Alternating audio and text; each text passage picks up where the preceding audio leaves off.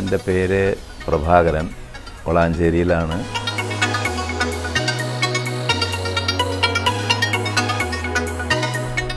ആയിരത്തി 1988 ആദ്യമായിട്ട് റംസാൻ വ്രതം അനുഷ്ഠിക്കുന്നത്.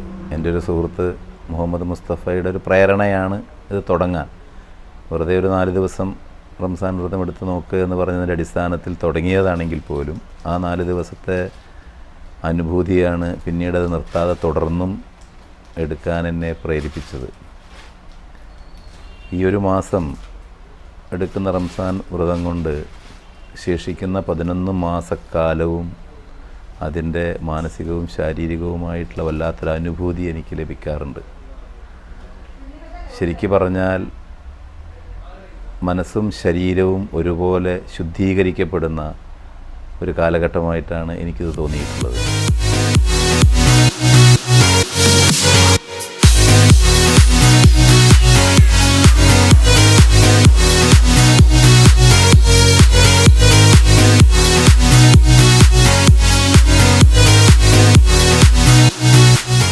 പ്രത്യേകിച്ചും നമ്മുടെ ഇഷ്ടചെയ്തികളൊക്കെ തന്നെ ഏതൊരു മനുഷ്യനും ഏറ്റവും കൂടുതൽ ഇഷ്ടപ്പെടുന്ന ഒരുപാട് കാര്യങ്ങളുണ്ടാകാം. അതെല്ലാം പൂർണ്ണമായും വർജിച്ചുകൊണ്ടാണ് ഈ വ്രതം അനുഷ്ഠിക്കാറ്. ഞാനൊരു യാത്രാപ്രിയനാണ്. മാസത്തിലൊരു തവണയെങ്കിലും വിദേശത്തോ സ്വദേശത്തോ യാത്ര പോകാറുണ്ട്. അതെല്ലാം മാറ്റി വെച്ചുകൊണ്ടാണ് ഈ വ്രതം ഞാൻ അനുഷ്ഠിക്കാറ്. സാധാരണത്തെ പോലെ തന്നെ കാലത്ത് വ്രതം ആരംഭിക്കുകയും അത്താഴം കഴിച്ചുകൊണ്ട് വ്രതം ആരംഭിക്കുകയും സന്ധ്യാസമയത്ത് വ്രതം അവസാനിപ്പിച്ച് നോമ്പ് തുറക്കുകയാണ് ചെയ്യാറ്. പക്ഷേ ഒരു പ്രത്യേകത എന്ന് പറയുന്നത് വളരെ ലളിതമായ രീതിയിലാണ് ഞാൻ ഭക്ഷണം കാര്യങ്ങൾ കൈകാര്യം ചെയ്യാറ്. രാവിലെ അത്താഴം എന്ന് വെച്ച് കഴിഞ്ഞാൽ ഒരു നെല്ലിക്ക ജ്യൂസോ 1-2 കഷ്ണം പഴവർഗ്ഗങ്ങളോ മാത്രമാണ് കഴിക്കാറ്. അല്ലെങ്കിൽ ഒരു 1-2 ഇഡ്ഡലി. അതുപോലെ തന്നെ നോമ്പ് തുറക്കുന്നതും അതുപോലെ തന്നെ ഒരു എന്തെങ്കിലും ലളിതമായൊരു പാനീയം, അതിന് കൂടെ എന്തെങ്കിലും കക്കരിക്ക അടക്കമുള്ള എന്തെങ്കിലും 1-2 ചെറിയ കഷ്ണങ്ങൾ കഴിച്ചുകൊണ്ട് നോമ്പ് തുറക്കുകയും ചെയ്യും. പിന്നെ സാധാരണത്തെ പോലെ തന്നെ വൈകുന്നേരം രാത്രി 9 മണിയോടുകൂടി സാധാരണ ഭക്ഷണം, 2 ചപ്പാത്തി അല്ലെങ്കിൽ 2 ദോശ. കഴിയുന്നതും ഈ ഒരു മാസം വെജിറ്റേറിയനാണ് ഞാൻ പ്രിഫർ ചെയ്യാറ്. അതേ കഴിക്കൂ എന്നുള്ള നിർബന്ധമൊന്നുമില്ല. എന്തായാലും കരിച്ചതോ പൊരിച്ചതോ ആയിട്ടുള്ള ഒരു സാധനങ്ങളും തൊടാറില്ല, ബിരിയാണി അടക്കമുള്ള.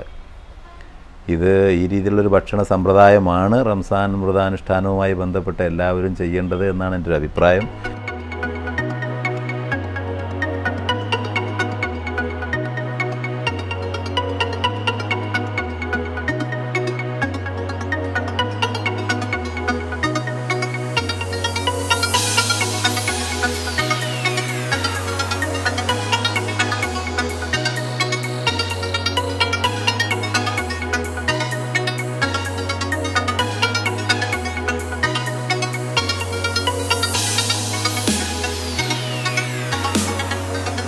എന്താണോ ദൈവവും വേദഗ്രന്ഥങ്ങളും ഉദ്ദേശിച്ചത്, ലക്ഷ്യമിട്ടത്, അതിൻ്റെ ഒരു സാക്ഷാത്കാരമായിട്ടാണ് ഞാനിതിനെ കാണുന്നത്. ഇങ്ങനെയാണ് വേണ്ടത്. പരസ്പരം അടുത്തറിയാൻ, ഇടപഴകാൻ അവസരങ്ങളുണ്ടാകുമ്പോഴാണ് നമുക്ക് അപ്പുറത്തുള്ളവൻ എൻ്റെ ശത്രുവല്ല എന്ന് ബോധ്യമാകുന്നത്. നമസ്കാരത്തിനുള്ള എല്ലാ സൗകര്യങ്ങളും ഈ വീട്ടിലൊരുക്കിയിരുന്നു. ഞാനിതിനു മുൻപും പല ഹൈന്ദവ സുഹൃത്തുക്കളുടെ വീട്ടിലും പോയിട്ട് നമസ്കാരം നിർവഹിച്ചിട്ടുണ്ട്.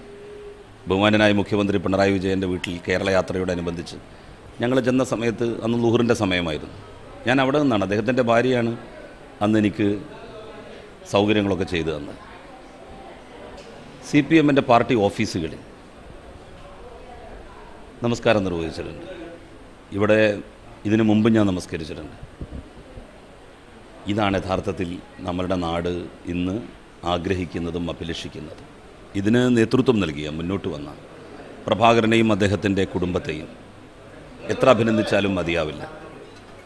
മതനിരപേക്ഷതക്ക് വാക്കുകൾ കൊണ്ടല്ല, പ്രവൃത്തി കൊണ്ടാണ് ഉത്തരം കാണേണ്ടത് എന്നും ഈ ചടങ്ങ് നമ്മെ ബോധ്യപ്പെടുത്തുന്നു.